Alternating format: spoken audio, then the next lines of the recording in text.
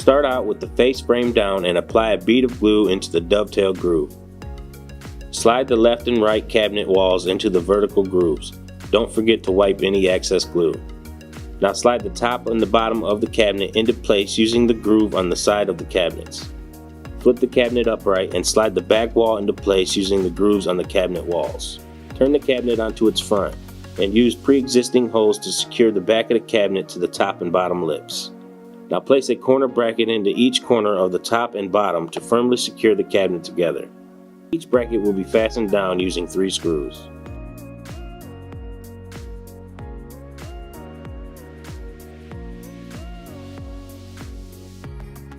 Place the door face down and set each hinge into place, making sure the holes on the hinge line up with the holes on the door. Fasten them down with 2 screws each. Then place a rubber bumper in each corner on the door opposite your hinges.